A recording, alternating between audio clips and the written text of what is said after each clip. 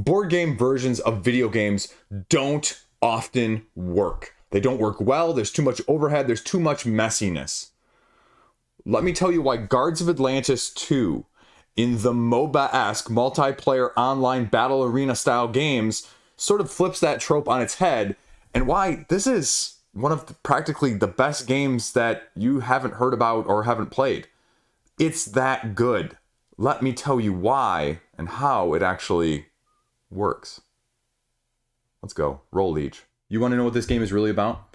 Think of Spirit Island, one of the best cooperative asymmetric individual games of all time.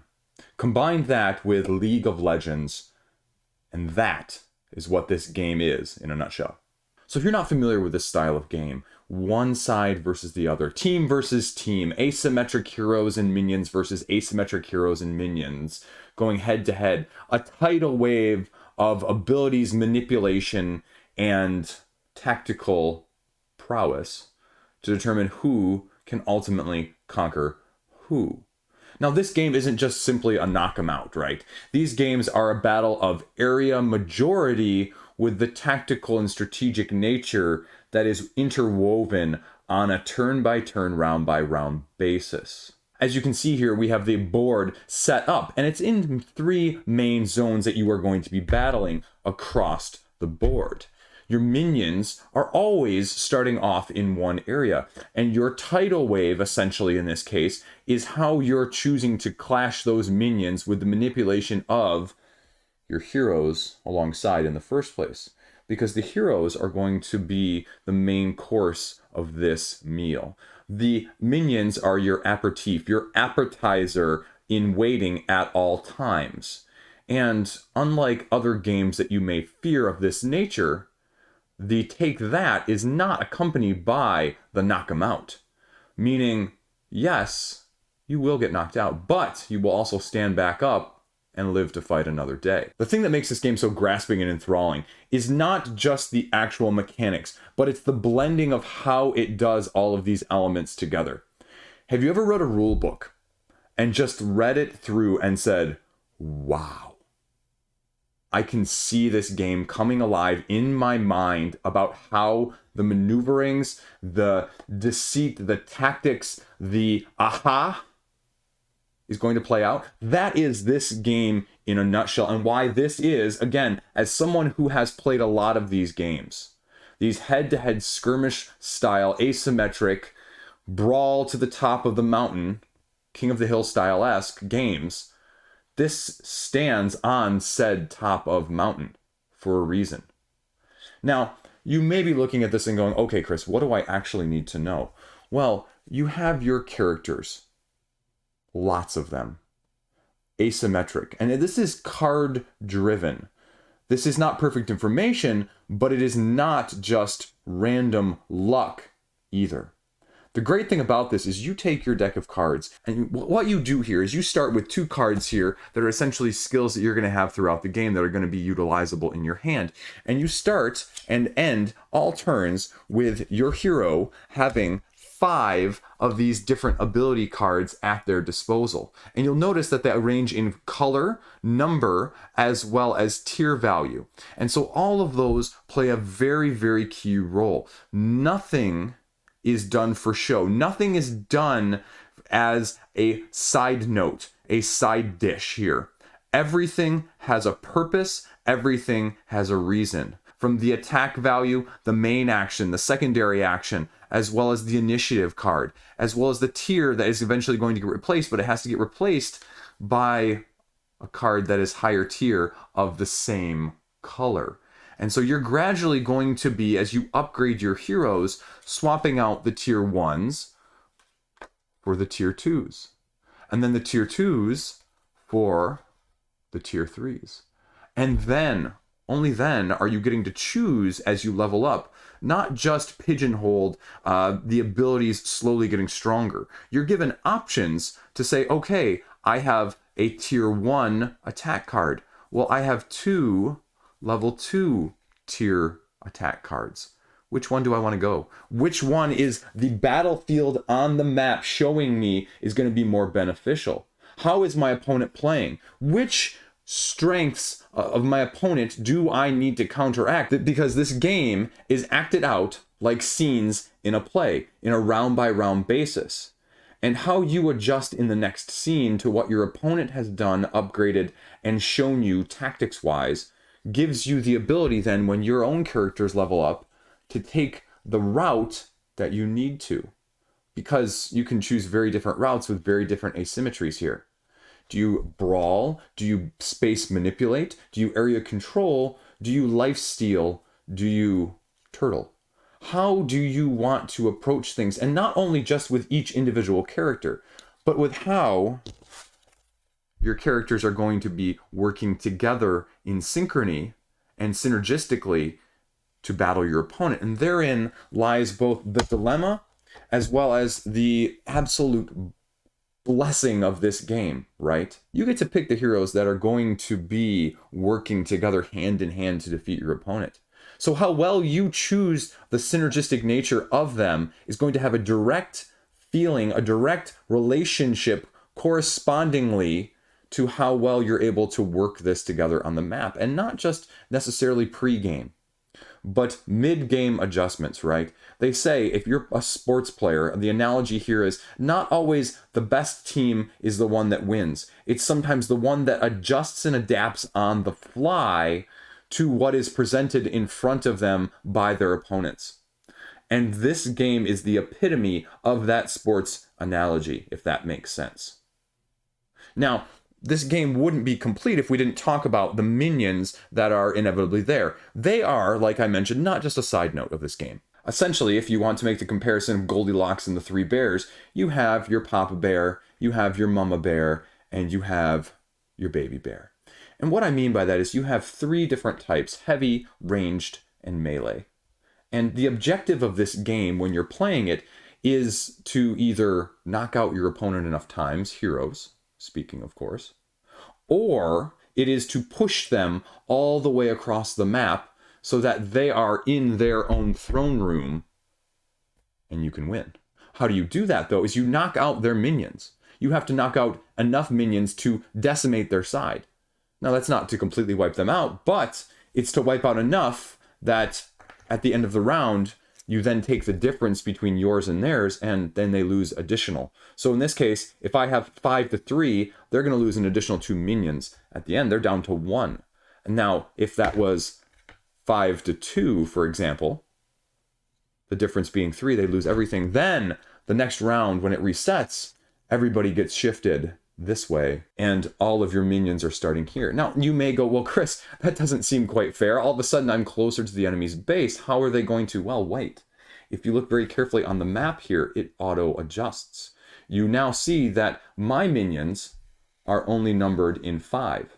The opponent's minions on the map are numbered in 6. And the quantities are also different as well. So how you are given these scenarios on a round-by-round basis, not just with the tactics of the champions, the positions of the minions, but the numerical amount at your disposal or your opponent's discretion to delete off the battlefield, are ever-changing. And so this is a tactician's, Sun Tzu's wet dream of a game.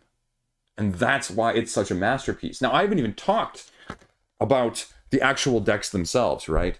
The plethora of cards, the plethora of abilities that is just wide-ranging and ever tinkering in how are you going to manipulate things. Do you have a preferred class? Do you have a preferred style? Now, if you do, this game caters to your whims, fancies, and fetishes of whatever your preferred play is. The best, most apt comparison I can make in this game is you have the Spirit Island equivalent of a skirmish game. There is so much depth, variety, experience to be achieved on a round-by-round, turn-by-turn basis that it rivals the depth and the flavor of Spirit Island, of your choice of spirits and how they choose to manipulate the invaders. You are doing the same thing, only it is not the island versus the invaders here. It is you versus your opponent's mirror image of forces. But mirror image only in the sense that you are given equal footing. but how you choose to outplay your opponent. This is probably the biggest contentious point with this game, right? Ideally, this game is meant to be played with 4 people. Therein lies both the biggest blessing and the biggest curse. This is unlike any other game that scales to a great extent at the higher player counts. I will still make the argument that it is best at 4, but if you're like me, this game is easily adaptable to 2 when you play 2 different characters simultaneously. Now, it doesn't give the dynamic element of the team building like the video game predecessor namesake will, when you have a team of asymmetric champions and your teamwork without communicating overtly is going to be tested at its utmost. But this provides that same dynamic when you play it at the multiplayer count. I just love what they've done to the characters in the system of this game. It is designed to be streamlined, it is designed with purpose, and it is just absolutely no wasted motion, if you will, in terms of how things are put together. You can see here, this is the character card, for example. It tells you the iconography of the strengths. It gives you the actual balance of the card. It gives you the complexity all in one as sort of this dark necromancer, bloodthirsty mage character, right? And again, it stays away from the typical tropes that you may expect in high fantasy, steampunk adjacent-esque games. And that, again, is very refreshing in a Spirit Island sort of way, where the ideas are similar, you are adjacently aware of them, but they don't play into exactly what you expect either. I mean, the cards themselves are a masterpiece in how you present information. The type of card, the secondary action, the main action down here, the initiative. The artwork is fantastic. And then the upgrades as you're going across with the thematic incorporation of the characters. It just works. You can see that there's a lot going on, but it's all incredibly, incredibly intuitive. And that can't be understated in a game like this that threatens to be overwhelming with the fire hydrant amount of information that it can often feel like you're trying to put your mouth on in order to understand in the first place. You've been there. You've played games like that. You try and open up the rule book, and it's just the absolute slog to even understand how the game is going to get to the table in the first place, let alone the dynamics that you're going to be maximizing along the way. Now, this game is not to say this is all that you're going to get, right? They have a whole separate book that says, hey, if you've played 3 times, maybe add this in. If you've played 10 times, add this in. Hey, if you really think you're good, here's another element. And that includes actually adding physical towers to the board to give you additional adjacent objectives to conquer. That gives you additional ways to modify your minions to give them a little bit more asymmetry rather than just being the generic hunks of junk that are going to take the brunt of the bruising of the attacks. Heroes take out minions, but it's this very also distilled down essence of combat. If your attack is higher than the enemy's defense with your heroes, if I attack you for more than you can defend, you're out. It's that simple. If you're out, you lose a life counter. If you run out of life counters, you lose. That's the other victory condition that comes with this area control style game. So you can't afford just to use these as sacrificial pawns, because you will lose then as well. Now, the last is probably the most divisive of the win conditions, is that you play a certain number of rounds that are present on this wave counter. And so when you fill up all the wave counters, in the very last wave counter spot, whoever wins that zone battle is ultimately declared the winner. And that's a little bit anticlimactic, if you will. But it also rackets up sort of an overtime mode, if you will, a sudden death at the same time, because you also don't want a game like this dragging on where people are turtling and they're unwilling to commit their forces. You want the manipulation, you want the forced aggression with a very conservative balance in order to get the full experience. You know, you want to have the interaction on the map with your heroes all over the place in order to be able to utilize the cool stuff that these decks give you. And let me be very clear, they do. They give you a whole host of cards and varieties and skills and attacks and area controls and basics and different types of movements and manipulation, not only based on where your enemies are, but how they're next to you and what's adjacent where. Oh, did I mention you can just warp yourself around to different areas if no one's nearby? To again eliminate the slog of trying to take a turn or two without being able to do anything worthwhile. And that's the other element of things I haven't even mentioned. One of the key elements of this game that makes it flow so smoothly is that when you're taking your cards of 5 at the beginning of your turn and you're choosing which one to play, right? You choose one, you play it face down, everyone flips face up. It's simultaneous action selection. So the downtime in between is relatively minimal. Each round is just 4 of those and then rinsing and repeating, because you have the same set of cards until you upgrade your character. And let's be very clear, as you knock minions out, as you knock heroes out, you will gain gold. Gold levels up your heroes. Heroes get upgraded abilities. Upgraded abilities make the dynamics even stronger. And this is not in lieu of your zombie sides where you're never going to get the cool stuff, right? This gives you the cool stuff right away. And it just makes it even cooler in how much manipulation and how much strategy is going to go in to this one simple, straightforward 5-card hand that you're going to be constantly thinking about which order, which dynamic, what have my opponents done this turn, what haven't they done, what am I expecting them to do, and how am I going to deal with it. And that simultaneous but initiative-based action system, boom. Drop the mic right there. And those cards that you are discarding, getting rid of to obtain a higher tier when you level up, well, you're not really actually getting rid of them. They're no longer just being banished to the discard pile to be forgotten for the rest of the game, because everything has a purpose. You grab your utility sheet, you take them, and they get slotted underneath to give your hero an additional asymmetric bonus. And that's not to mention the adjacency bonuses that come if your hero is surrounded by your enemy's minions, or if you're surrounding their hero, and how that changes things on top of the cards that you're going to be choosing to discard strategy-wise as well. Again, layer upon layer upon layer, literally and figuratively in this game.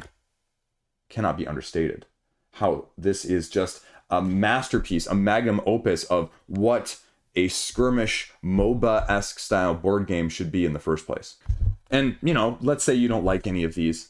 Here's a whole deck that you can choose of relics instead that will take the place of those asymmetric abilities to give this, again, another layer like tiramisu, only better because it's not coffee flavored. The last thing that we have to talk about, right? Now, you can play this at higher player counts. There are modes for odd numbers of players in order to keep the handicap there. You can flip this map over and get a 2-lane system instead of just a 1 for your 6, 8, and 10 player counts. But no, 2 or 4 is really where I want this game to be, and I'm completely happy with it. And just like League of Legends, I just want more heroes, and I can't wait to get more heroes. I can't wait to try out the synergies. I can't wait to get this one back to the table. And again, to make the Spirit Island comparison again, right? Imagine you could take your 2 favorite spirits from Spirit Island and play them together. That's what this is. That's what this does.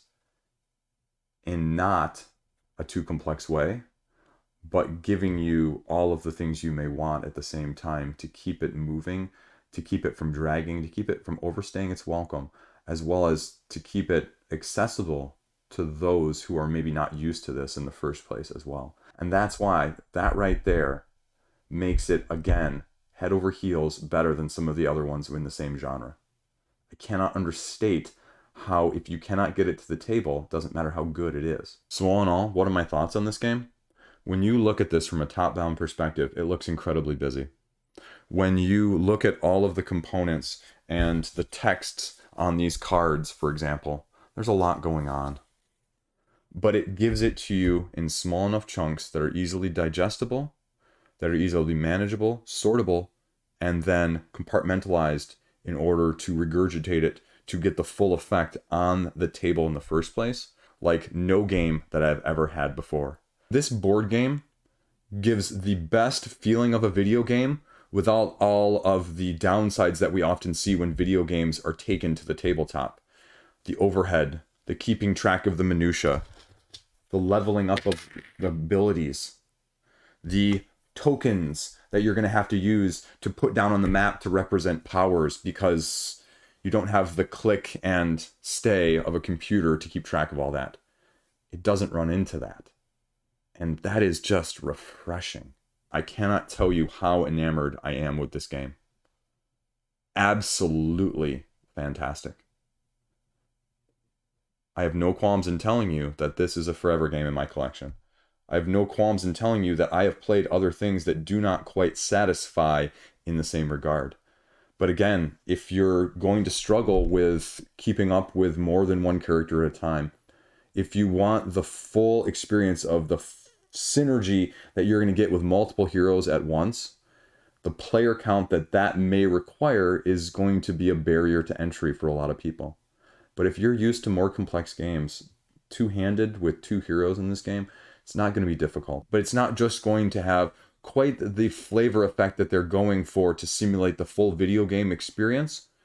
When you have a teammate sitting next to you or sitting across the room or over another part of the world, and you're communicating via what's happening on the map rather than being able to table talk with your partner.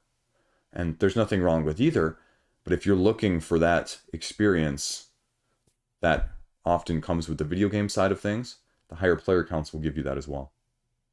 So there you go. Guards of Atlantis 2. There's a reason that this is easily one of the best games of the year and easily one of the best games in my collection.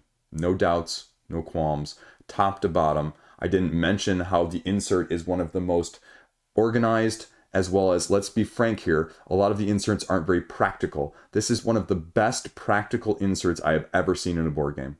Even that is done with excellence. And when you do that, it shows. So there you go. Liege Games. Thanks for watching. Any questions, any comments, any concerns, let me know down below. Subscribe if you like this. There's more where this came from. This game's awesome. Have a great freaking day. See you around. And let me be very cool